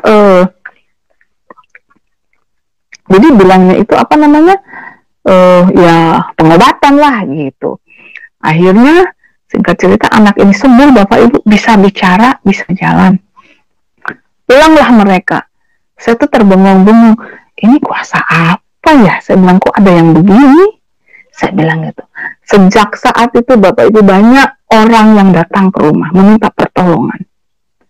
Dan betul firman Tuhan berkata pada saat itu, yang lumpuh berjalan sudah barusan. Terus yang borokan Bapak Ibu, maaf kata di ketiaknya itu sudah bernanang, saya sendiri sampai rasanya mau muntahnya, apa sih? Kok Tuhan kirim orang-orang kayak gini? Saya bilang gitu. Tetap saya melakukan doa dengan doa Bapak kami, masuk kamar, pakai sarung mukena saya doa Bapak kami, selesai tadi itu ya tempur lagi gitu loh Bapak Ibu. orang ini pun tiga hari setelah meminum air sarana itu, Bapak, kering lukanya, Bapak Ibu, udah kering. Yang buta, yang tuli mendengar. Akhirnya saya berpikir, berarti ini memang ada satu kuasa. Jadi saya diskusi banyak sama teman saya ini karena dia adalah saksi hidup saya. Ada 2 teman saya yang membantu, kalau boleh saya katakan sekarang ini dalam bahasa saya, pelayanan saya ya Bapak Ibu ya. Tapi pada saat itu saya memang tidak mengetahui dan tidak mengerti. Nah, jadi pada saat itu banyak orang yang datang meminta pertolongan. Tetapi pada saat itu orang-orang tersebut hanya meminta kesembuhan aja, tidak mencari Tuhannya. Dan saya sendiri pun pada saat itu kan masih belum paham betul. Tapi anehnya Bapak Ibu, apa yang diperkatakan, yang keluar dari mulut saya ini adalah firman Allah. Nah, teman saya ini tambah bingung. Lah kok yang keluar semua ini bukannya bahasa Islam kayak apa kayak kata gitu, kok malah firman Allah semua? Ya, saya bilang jangan tanya saya sendiri nggak ngerti, saya bilang gitu. Nah, singkat cerita, banyak sudah yang datang ke rumah. Akhirnya saya semakin haus dan lapar ya, semakin rindu gitu. Saya ingin berjumpa. Saya terus berdoa, saya bilang, Tuhan Yesus tolong saya nggak ngerti apa yang harus saya lakukan. Satu hari kita lewat ke gereja katedral di Denpasar dengan teman saya ini. Sepertinya itu ada yang narik, Bapak. Udah lewat nih, kita udah lewat udah lewat katedral situ. Saya bilang sama teman saya, balik kemana? Dia bilang gitu, ke katedral. Neng, gitu. Kamu ini kan orang Muslim, ngapain mau masuk katedral? Nggak tahu, pokoknya balik. Saya balik, akhirnya kami balik ke mana? Ke katedral dan masuk. Saat saya masuk ke katedral itu, Bapak Ibu, di dalamnya itu, ya ini salah satu cara Tuhan, ya proses yang Tuhan izinkan buat saya supaya saya mengerti betul, karena saya betul-betul mencari Tuhan, bukan Allah yang bukan Tuhan atau Allah yang saya tidak pahami, yang tidak mengerti. Akhirnya ketika saya masuk menginjakkan kaki di katedral itu, kaki saya itu, Bapak Ibu, seperti dipaku, plek begini. Kaki saya seperti dipaku. Saya tidak bisa jalan. Saya bilang, ini kuasa apa lagi sih? Saya bilang gitu. Akhirnya saya berdoa sebisa saya. Pokoknya udah kacau balau doanya waktu itu, saat itu. Pokoknya Tuhan Yesus tolong saya dalam nama Allah Bapa Putra doa. Pokoknya saya doa seperti itu. Akhirnya gelepak saya, Bapak Ibu. Ketika saya gelepak dan tangan saya terlentang seperti ini, kaki seperti dipaku, saya seperti ini, seperti penyaliban begitu. Saya rasakan, Bapak Ibu, ada satu sinar yang masuk ke dalam dada saya yang berat dan besar sekali. Jadi pada saat itu saya lihat, saya rasa, cuman saya nggak bisa menolak gitu loh. Jadi pada saat saya cuman, Tuhan tolong, ini apa tolong. Jadi sinar itu begitu besarnya. Mungkin kalau saya ibaratkan tuh kayak mobil Branwir yang mengeluarkan semprotan air yang sangat keras sekali. Jadi pokoknya saya nangis. Dan saya nggak tahu apa yang saya tangisi, tapi saya ada nangis sukacita saat itu. Singkat cerita kami pulang, saya ceritakan semuanya itu, pengalaman kami itu seperti apa ya, saya ceritakan pada teman saya ini begini. Mulai saat itu Bapak Ibu, saya semakin haus dan rindu. Saya baca firman kembali.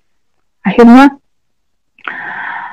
2014 saya memutuskan diri. Saya bilang, oke Tuhan, saya mau menyerahkan diri saya mau dibaptis. Tapi saya juga bingung kemana saya harus dibaptis gitu kan, karena saya tidak pernah ke gereja, saya tidak punya kenalan pendeta gitu loh. Akhirnya lewat teman saya yang notabene dulu pernah berobatlah kepada saya, katakanlah seperti itu bahasanya dulu itu. Saya cerita, saya bilang, Kak, ini saya mau dibaptis, saya bilang gitu. Serius katanya. Ya iyalah serius, ngapain enggak, saya bilang gitu. Saya sudah paham sekarang, saya sudah mengerti. Yesus Kristus, Isa Al-Masih adalah Allah yang hidup, saya bilang gitu. Saya paham betul Tuhan Yesus yang berbicara kepada saya, bukan Allah yang tidak bisa menjawab doa-doa saya. Saya bilang gitu. Kok kamu bisa begitu percaya? Ya, saya kembali bersaksi sama dia. Akhirnya dia bilang, gue iri sama lu, karena gue lahir gede Kristen, tidak pernah seperti itu. Tapi kamu kok yang latar belakang dari sono, yang fanatik, kok bisa dijamah Tuhan? Saya bilang, wah kak, semuanya memiliki panggilannya masing-masing. Nah, singkat cerita, akhirnya diteleponlah salah satu hamba Tuhan di Bali ini, melalui teman saya ini, dan ternyata hamba Tuhan ini adalah teman saya yang menemani saya selama proses ini. Diantarlah saya pergi ke rumah Bapak Pendeta Lolot, yang mana sekarang menjadi gembala saya. Diantarlah saya ke sana, saya mengutarakan kemauan saya. Saya bilang saya mau dibaptis. Dia tanya, kamu tahu apa itu arti baptisan? Saya bilang, iya Pak, saya tahu saya mau menyerahkan kehidupan saya sepenuhnya ke dalam tangan Tuhan Yesus Kristus. Dan ternyata puji Tuhan, gembala sidang saya juga dilawat dan dijamah Tuhan dengan cara yang sungguh luar biasa. Ketika saya datang ke rumahnya, ke pastor itu, ke rumahnya pendeta Lolot ini, saya menangis sejadi-jadinya. Saya dikasih penglihatan Tuhan Yesus berdiri di sana, membuka tangannya. Dia bilang, ini aku anak, ini aku. Satu tersungkur nangis di situ, tidak bisa menahan air mata saya. Dan pendeta Lolot membiarkan saya menangis gitu loh Pak. Jadi saat itu, wah rasanya, beban yang menumpuk bertahun-tahun hilang total. Saya merasakan, wow, saya bilang, Yesus terima kasih. Saat itu saya mengatakan, Yesus terima kasih. Saya terima Engkau sebagai Tuhan dan Juru Selamat saya. Akhirnya saya dibaptis. 3 hari kemudian pada hari Minggu saya dibaptis. Anak-anak saya pun puji Tuhan menyerahkan dirinya, semuanya sudah dibaptis. Anak saya yang paling kecil pun, yang perempuan, sudah saya serahkan ke dalam tangan Tuhan Yesus. Nah, semenjak saya menjadi milik Tuhan, semenjak kehidupan saya menjadi milik Tuhan, Bapak Ibu, ternyata bukan kehidupan yang enak yang saya dapatkan. Ada salib yang harus saya pikul. Ada penderitaan yang masih harus saya pikul, Bapak Ibu. Oh, saya bilang Tuhan Yesus. Bersyukur, saya bilang saya memiliki Allah yang hidup. Jadi, dari semenjak saya menerima Yesus Kristus sebagai Tuhan dan Juru Selamat, dengan pertumbuhan iman yang semakin hari, semakin bertumbuh, pengenalan akan Tuhan yang benar, yang dulunya saya tidak mengenal Tuhan yang benar, sekarang saya sudah dipanggil keluar dari kegelapan, masuk ke dalam terangnya yang ajaib. Jadi, pergumulan demi pergumulan, masalah demi masalah, Tuhan izinkan, tidak ada henti-hentinya Bapak Ibu. Jadi saya berpikir, puji Tuhan Bapak Ibu, saya tidak mengeluh dalam aduh kok begini ya. Cuman saya sempat, ternyata begini Tuhan Yesus. Ini yang namanya pikul salib. Dan setelah saya menerima Tuhan Yesus Kristus, saya mengakui itu kepada saudara-saudara saya. Dan kebetulan pada saat itu saudara saya, kakak-kakak dan adik saya ada di Bali semua. Mereka tidak terima jelas. Satu hari saya dudukkan mereka di konvensi meja makan, Bapak Ibu. Saat itu karena saya kan sudah mulai ibadah di rumah. Setiap kali ibadah, lucu Bapak Ibu ya. Dan saya juga mungkin dulu seperti itu, yang menganggap orang Kristen itu kafir, orang Kristen itu tidak layak gitu. Jadi ketika saya beribadah di rumah, itu bersekutu, semua saudara-saudara saya masuk kamar semua. Ada yang lari ke sana, ada yang lari ke sini. Puji Tuhan, saya dikasih hikmat. Wow, saya bilang gitu. Ternyata saya juga dulu seperti ini. Akhirnya saya sudah tidak tahan. bicara sama saudara saya, sama kakak dan adik-adik saya bilang, kalian sudah tahu, sekarang saya hijrah. Kalau mau dikatakan kafir, ya silahkan, saya sudah kafir sekarang, saya bilang gitu. Tapi saya tetap mengasihi kalian, saya tetap mencintai kalian, kalian tetap masih saudara saya, karena kita adalah saudara. Kalau kalian tidak mau menganggap saya sebagai saudara lagi, ya silahkan, saya bilang gitu. Tapi saya masih menganggap kalian saudara. Biasalah Bapak Ibu ya, namanya juga mungkin mereka juga tidak paham. Ada yang ngomong begini, ada wah pokoknya saya juga lucu sekali. Kamu tuh tahu, nggak bisa begitulah. Adik saya yang laki-laki ini terutama nih, dia yang paling frontal. Tapi ya saya tidak tanggapin dengan serius lah gitu ya. Adik-adik saya yang lain, ya udahlah. Kalau orang kita bilang mah dulu amaluna amalukum we, katanya gitu, apa? Yaudah agamaku lah. Mungkin gitu ya Bapak Ibu. Bahasanya seperti itulah mereka katakan. Jadi mulai sejak itu ya sudah, saya berusaha merubah cara berpikir saya menunjukkan sikap kasih saya kepada mereka, walaupun mereka membenci saya, walaupun mereka tidak terima dalam hatinya, tetapi apapun yang mereka perlukan, apapun yang mereka butuhkan dalam permasalahan apapun mereka punya, saya selalu ada gitu. Jadi saya ingin menyampaikan kepada mereka bahwa kasih di dalam Yesus Kristus itu tidak memandang siapapun. Banyak sekali pergumulan-pergumulan, pikul salib saya dari keluarga saya sendiri Bapak Ibu. Karena saya sudah meminta kepada Tuhan Yesus, saya bilang, Tuhan Yesus, saya tahu dan saya percaya saya sudah dipanggil, dan seperti firman-Mu berkata, saya bilang, musuhmu adalah seisi rumahmu. Dan betul itu semua Bapak Ibu. Saya alami itu. Firman Tuhan saya genapi hari lepas hari. Apapun itu firmannya, seperti ya sekarang saat ini keluarga saya menjadi musuh saya, tetapi saya harus mengampuni. Saya berusaha untuk melakukan itu, dan itu tidak gampang ya Bapak Ibu. Jadi saya terus memberikan teladan sampai keluarga saya itu membilang, kamu itu kok sabar banget sih? Kan saya tuh selalu ngomong gini ya, kamu tuh sabar banget katanya gitu. Apa namanya?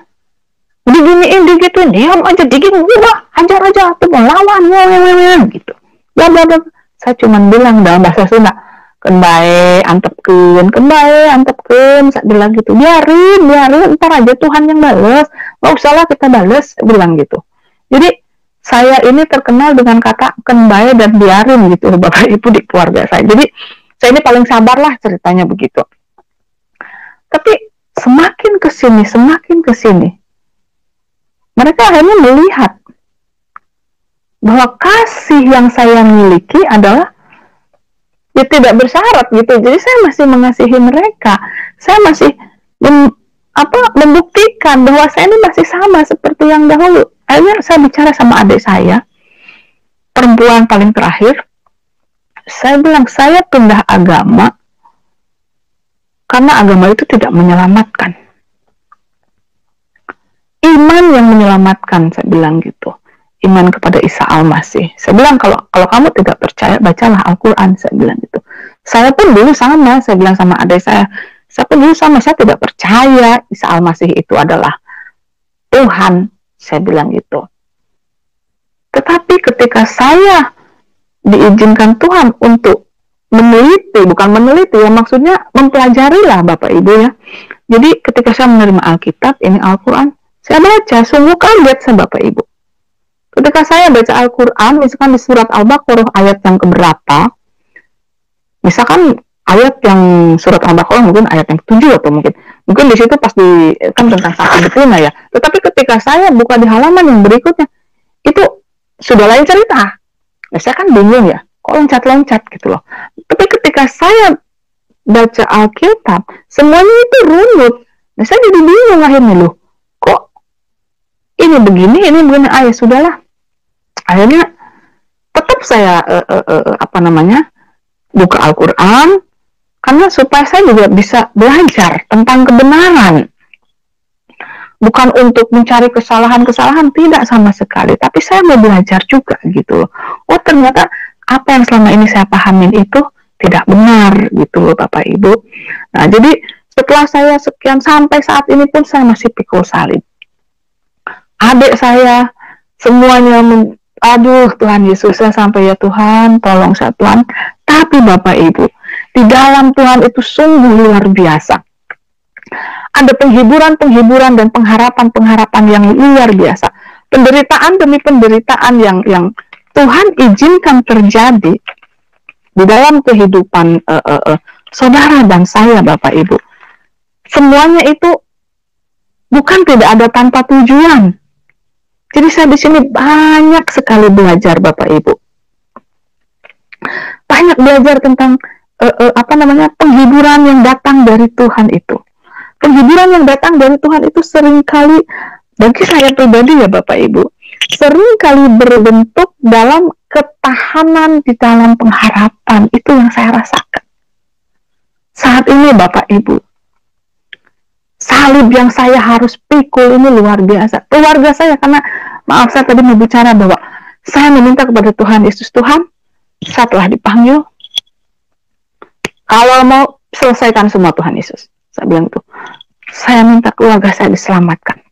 Saya pegang janji Tuhan, satu orang bertobat seisi rumah diselamatkan. Dan saya imani itu, saya pegang itu. Tapi ini konsekuensinya. Di dalam Tuhan itu berat, kita harus pikul salib. Tetapi kita memiliki pengharapan. Di dalam pengharapan itu Bapak Ibu, aduh, ketahanan, kekuatan yang Tuhan berikan itu luar biasa. Saya sendiri nggak bakalan sanggup Bapak Ibu. Saya nggak sanggup. Saya nggak sanggup, tapi Tuhan Yesus telah memampukan saya. Pergumulan demi pergumulan, saat ini saya habis mengalami operasi jantung Bapak Ibu, hampir 2 tahun yang lalu. Saya sekali lagi ingin menegaskan bahwa Allah yang hidup adalah Yesus Kristus. Isa Al-Masih Allah yang hidup. Saya tidak bisa pungkirin lagi itu. Saya sudah menerimanya sebagai Tuhan dan Juru Selamat saya. Ketika saya mengalami operasi Bapak Ibu, karena jantung saya ini di dalam satu tubuh ini detak jantungnya ada 2. Yang satu terlalu lemah sehingga kan saya sering pingsan dulu Bapak Ibu. Ketika saya pingsan itu saya sudah tidak bisa bangun lagi. Nggak bisa. Jadi kalau Bapak Ibu tahu di rumah sakit itu kan ada alat rekam detak jantungnya. Tut seperti itu. Nah, kalau saya pingsan tuh pernah rata ya, garisnya itu lurus. Itu beberapa kali saya alami. Akhirnya saya pergi ke Jakarta, diantar oleh salah satu hamba Tuhan. Puji Tuhan, banyak yang menolong saya. Tuhan Yesus luar biasa. Hanya diantar oleh salah satu hamba Tuhan yang luar biasa. Kami pergi ke rumah sakit. Aduh, gimana namanya di Cikini ya, lupa rumah sakit Cikini. TPG, rumah sakit Kristen itu apa ya, itulah pokoknya di situ.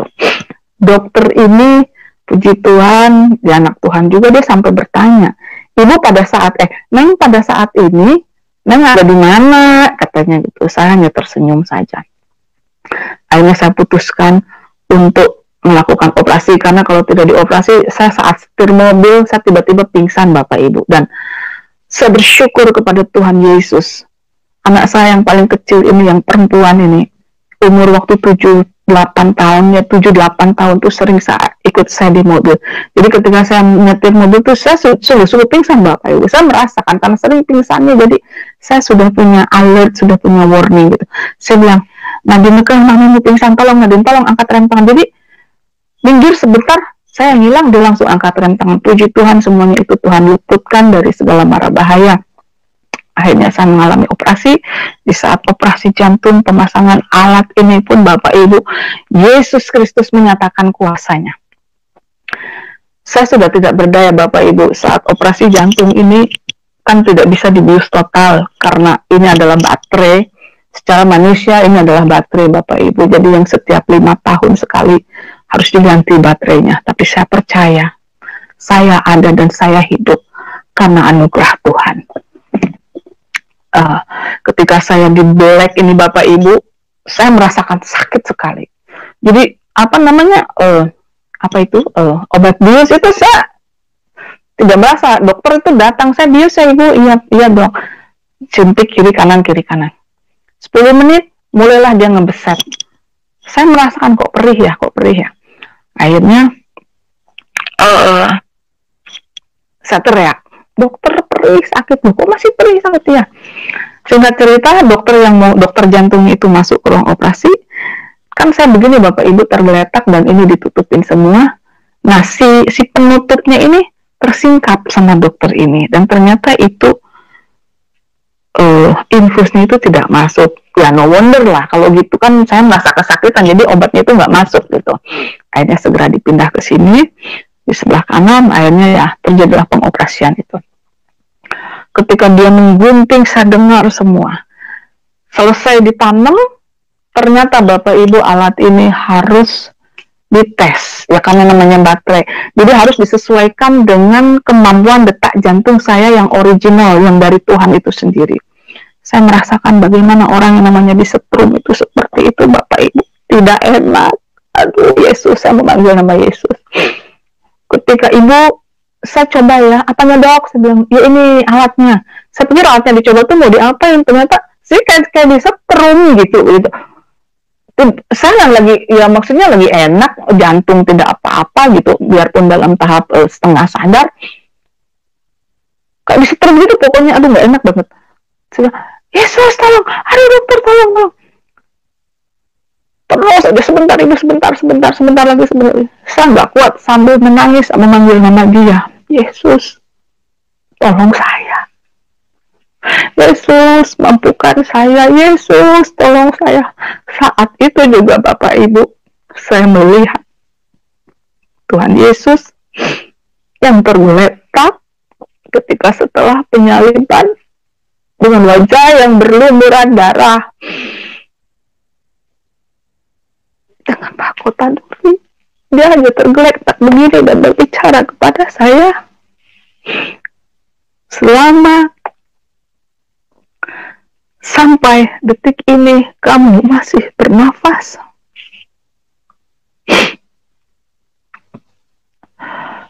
Itu semua karena kemurahanku. Maju terus. Anakku, saya menangis. Saya tidak bisa ngomong, saya bilang, makasih Yesus. Ini air mata di sini sudah basah Bapak Ibu. Ini rasa sakit ini yang di setrum ini sudah saya tidak pikirkan lagi. Saya hanya menangis, saya hanya mengucap syukur. Terima kasih Yesus, terima kasih Kau selamatkan hidupku, terima kasih Kau telah menebus hidupku dari dosa. Selesai operasi, ada sedikit kendala. Tangan saya yang sebelah kiri sampai saat ini sudah 2 tahun tidak bisa diangkat karena mungkin terlalu dalam, ada syaraf-syaraf yang terpotong. Tapi luar biasa, saya tidak mau menceritakan hal-hal yang jelek. Yesus Kristus memberikan kekuatan kepada saya. Dia memampukan saya melewati hari-hari saya yang sangat sulit, dan saya selalu mendapatkan penghiburan dan kekuatan dari Roh Kudus. Keluarga saya dipulihkan, mukjizat Tuhan terjadi. Mukjizat Tuhan buat saya bukan hanya sekedar materi, dari miskin menjadi kaya, atau dari sembuh menjadi sakit, dari sakit menjadi sembuh. Maksud saya, mukjizat yang terbesar buat saya adalah anugerah keselamatan bagi hidup saya, anak-anak saya, keluarga saya, dan juga orang-orang di luar sana yang belum mengenal Tuhan. Percayalah, Yesus Kristus adalah Tuhan dan Juru Selamat kita semua, bukan hanya untuk umat Kristen. Sangat sulit sekali tuh Bapak Ibu Saudara menginjili, memberitakan kabar baik kepada saudara sendiri. Sulit Bapak Ibu. Banyak keluarga saya yang melihat, banyak orang-orang yang sudah dibaptis di rumah saya. Puji Tuhan, memenangkan jiwa. Tapi ya, saya yakin dan percaya Tuhan akan ubahkan hati mereka. Saya yakin dan percaya Tuhan juga akan memberikan kemenangan bagi saya dan keluarga saya. Mukjizat yang paling saya syukurin adalah pemulihan di dalam keluarga Bapak Ibu. Suami saya latar belakangnya Katolik Bapak Ibu ya. Dan kemudian ya dulu ya sampai sekarang belum percaya Tuhan. Mohon dukungan doanya nanti juga ya Bapak Ibu ya. Nah, setelah sekian lama bercerai, akhirnya suami saya jatuh bangkrut. Sudah tidak bisa berbuat apa-apa. Saya tidak mau menjelekkan dia, tetapi saya mau membuka pikiran hati dan Bapak Ibu Saudara, bagaimana kasih Tuhan Yesus Kristus yang begitu luar biasa besarnya. Saya yang dulu membenci dia, bukan setengah mati lagi, mungkin sampai mati kalau Bapak Ibu ya dulu ya. Jadi saya membenci dia. Ketika melihat dia susah, saat ini dia sudah tidak bisa berbuat apa-apa. Habis total rata tanah, makan pun sudah tidak bisa, hidup dari belas kasihan orang. Tetapi di sini saya mau menunjukkan kepada dia, ayo balik sini, saya bilang gitu. Saya rangkul dia kembali Bapak Ibu, dan dia sekarang tinggal di rumah saya. Saya hanya mau menunjukkan kepada dia bahwa kasih Yesus yang sudah saya terima, sudah mengubahkan hidup saya. Sekalipun sulit untuk mengampuni Bapak Ibu, aduh sulit banget. Tetapi perlahan tapi pasti, proses demi proses yang Tuhan biasakan banyak sekali Bapak Ibu. Oh, tadinya dia marah, saya lebih marah lagi Bapak Ibu. Jujur betul Bapak Ibu. Pokoknya kamu ngomong apa, saya harus lebih tinggi dari kamu. Kamu begini, pokoknya saya harus di atas, dia harus karena ada akar kepahitan, kebencian, kemarahan yang sangat mendalam. Saya bersyukur Tuhan Yesus ubahkan, pulihkan keluarga saya dengan proses yang sangat menyakitkan. Orang yang sangat paling sering kita berantem itu adalah orang yang terdekat kita Bapak Ibu, bukan orang lain ya, anak, suami, istri, pokoknya orang-orang yang terdekat. Akhirnya suami saya kembali aja, tetap aja Bapak Ibu kadang masih menjengkelkan ya, tapi saya harus belajar mengampuni terus gitu loh. Dan saya bersyukur Bapak Ibu, anak-anak saya sungguh luar biasa. Terlebih Mark, dia yang selalu menegur saya. Mami, kamu gak bisa gitu. Papa ini sudah tua, papa begini, papa bla bla bla bla bla bla. Akhirnya iya ya, saya ditegur, ditampar anak saya sendiri. Di sini kita perlu Bapak Ibu mengkoreksi hati kita. Terkadang kita sebagai orang tua merasa mau menang sendiri. Oh enggak, mama hidup lebih lama dari kamu, atau orang tua lebih hidup lama dari kamu baru umur berapa. Itu betul, kebanyakan pemikiran orang tua seperti itu. Saya sering ditampar anak saya, bukan ditampar plak gitu ya Bapak Ibu ya, maksudnya ditegur. Saya melawan, tetapi kembali ketika saya masuk ke dalam hadirat Tuhan, saya meminta ampun. Benar Tuhan, saya bilang itu, saya yang harus robah. Akhirnya kami dipulihkan pelan-pelan tapi pasti. Ini mukjizat Tuhan yang paling besar, karena saya minta pemulihan dari Tuhan Yesus.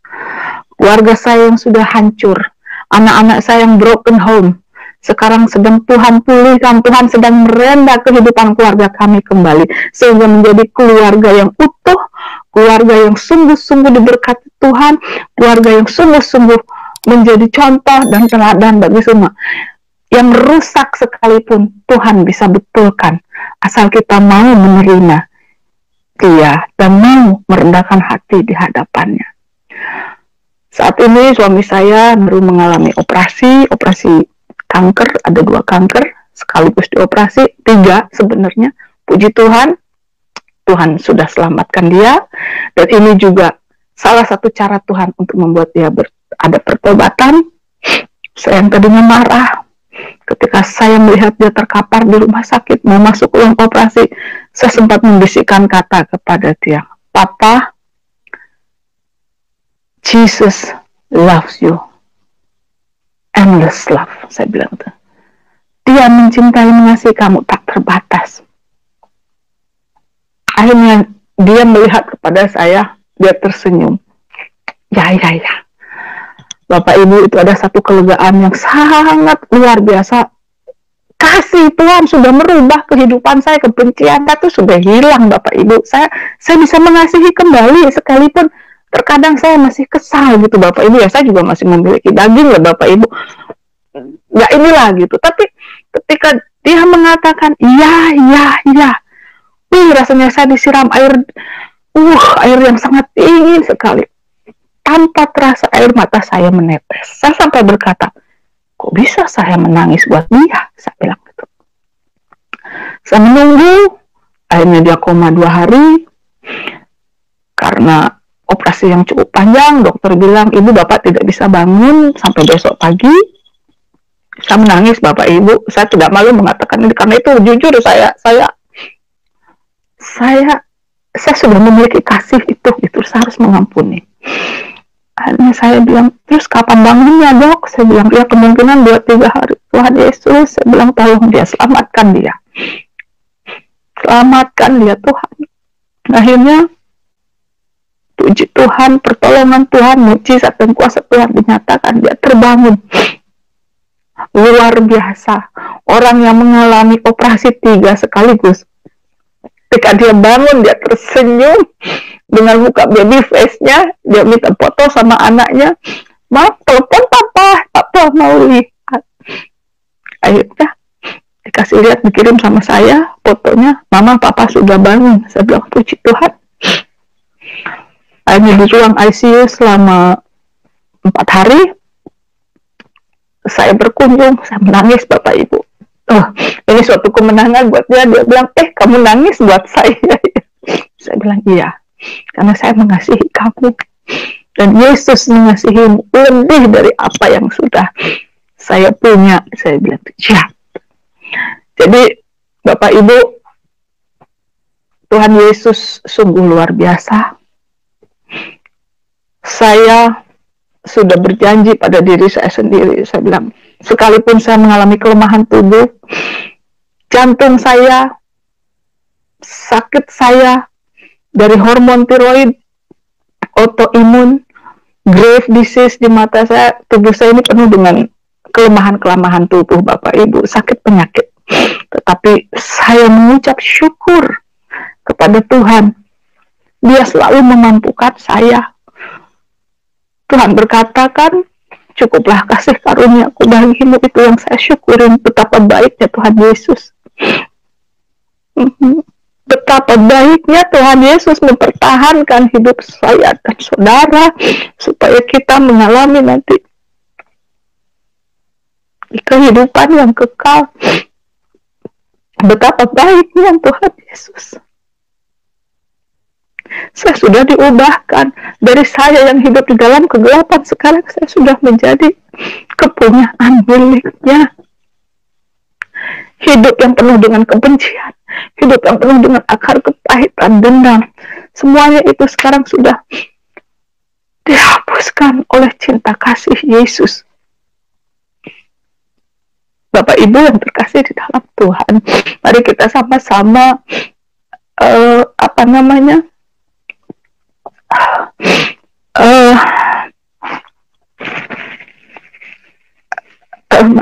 mari kita sama-sama mengampuni, memberikan diri kita sepenuhnya kepada Tuhan, melakukan pertobatan yang sesungguhnya. Memang tidak mudah Bapak Ibu, mengampuni tidak mudah, menguliti daging sendiri, sangkal diri tidak mudah, tapi itu yang dikehendaki Allah. Saya bersyukur saya bisa bertemu dengan Juru Selamat Yesus Kristus, Isa Al-Masih, yang telah menyelamatkan hidup saya di saat hidup saya paling bawah, di dalam keputusasaan, di dalam ketidakberdayaan saya. Tuhan Yesus penyelamat kehidupan saudara dan saya. Yang belum percaya, mari kita belajar untuk cerdas, belajar membuka hati dan pikiran kita. Hanya Dia satu-satunya Allah yang mengerti, hanya Dia satu-satunya Allah yang sanggup melakukan segala perkara, karena Dia hidup Saya dulu tidak percaya, tetapi saya sekarang percaya sepenuhnya. Sekalipun pikul salib, pergumulan masih terus berlanjut, tapi saya percaya Yesus Kristus selalu ada dan selalu memberikan kekuatan, menopang, melewati segala dari permasalahan-permasalahan yang kita punya. Wow, luar biasa ya sahabat-sahabat Tuhan. Demikian kesaksiannya dari sahabat kita Ibu Hilda. Dan untuk saudara-saudara yang ingin berkomentar, silahkan berkomentar. Asalkan komentar dari sahabat-sahabat, saya sangat berharap agar komentar dari saudara-saudara itu adalah komentar yang positif, komentar yang dapat membangun akan iman kita dengan Tuhan dan memperkuat tali persaudaraan kita. Nah, saudara-saudara, seperti video yang sudah kita tonton atau kesaksian yang kita tonton, bahwa mari kita mengimani sesuatu yang kita mengerti, percaya sesuatu yang kita mengerti, dan marilah kita sembah kepada Tuhan yang hidup, bukan Tuhan yang mati ya. Oleh sebab itu, saya menghimbau kepada kita semua agar tetap percaya kepada Tuhan Yesus, sebab yang bisa menyelamatkan kita, umat manusia di seluruh dunia, hanyalah Tuhan Yesus. Dan tetap percaya apapun persoalan kita, Tuhan selalu ada bagi kita. Tidak akan pernah meninggalkan kita di saat kita susah, di saat kita ada dalam sakit penyakit, dan lain sebagainya. Oleh sebab itu, saudara-saudaraku, tetaplah percaya. Dan terutama untuk Ibu Hilda, Tuhan Yesus memberkati. Silahkan bergabung menjadi anak-anak Tuhan, selamat bergabung menjadi pengikut Kristus. Kiranya Tuhan Yesus memberkati selalu dalam setiap jalan hidupnya, dalam setiap pergumulan hidupnya. Tetap andalkan Tuhan apapun yang terjadi dalam kehidupan kita. Ya sahabat-sahabat Tuhan, saya kira cukup sampai di sini. Sekian dan terima kasih. Dan terima kasih buat sahabat-sahabat Tuhan yang masih setia, dukung dan juga